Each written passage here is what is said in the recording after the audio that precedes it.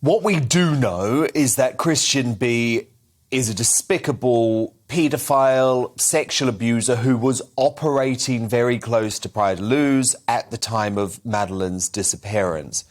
What you have discovered, though, is that some of the evidence about him, which includes claims that he confessed to the killing of Maddy and may even have had videos containing Maddy, you don't necessarily believe those witnesses are credible. Yeah, so we've looked at every single key piece of evidence the German prosecutors talked about and that we know about. And we've had the advantage of working very closely with Christian B's solicitor. And as a result of that, we've gained access to Christian B. He has spoken to me. I'm the only journalist in the world that he's communicated with. He actually was prepared for me to go into jail and talk to him and even give me an interview. That was stopped by the German authorities. So we've had to do it by letter. But he has corresponded with me. And ultimately, he has provided me with an alibi. We've checked that alibi out. And let's be very clear. When we started this investigation, when I was approached to make this programme, we set out on the basis that Christian B was probably the offender, because that is how the narrative was playing out in the world's media.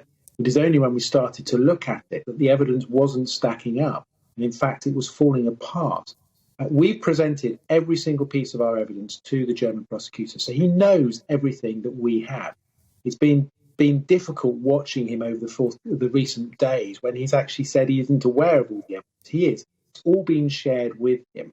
Unfortunately, he has his narrative, and that is the narrative they're following. And they have, as very often senior investigating officers do, they've become tunnel vision to look for what they want to see rather than objectively look at all the evidence and say, does it all stack up?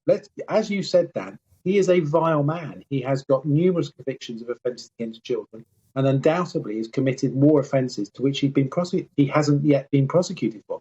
But that doesn't make him the abductor of Madeleine McCann. And the problem is if you focus solely on him, the real abductor and killer has got free.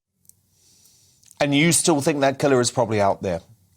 Absolutely. There is not enough evidence. And the German prosecutor himself has said they've been investigating him publicly for 2 years and a year prior to that. So for 3 years, they've been investigating Christian B. There is only one person who says that he was using that telephone number 680, but not on the day, in the weeks and months previous to that. Nobody else has come forward with all this worldwide publicity to say that he was using that telephone number. We've got evidence to show that he wasn't.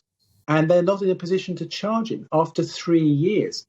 And I think it's a terrible position to be in when you've got an individual who is a nasty individual in jail for another offence, who is being basically publicly tried for this. I mean, the German prosecutor has effectively tried him, prosecuted him, and convicted him already. What should be happening is the German prosecutors say, well, we feel that he needs to answer questions in relation to that and let the court decide. But they're not in a position to do that because they don't have the evidence. And the problem is that, as I resolved in the programme, what it leaves you with is an individual who is still out there at large, because I do not believe it's Christian B. The evidence does not stack up. Wow.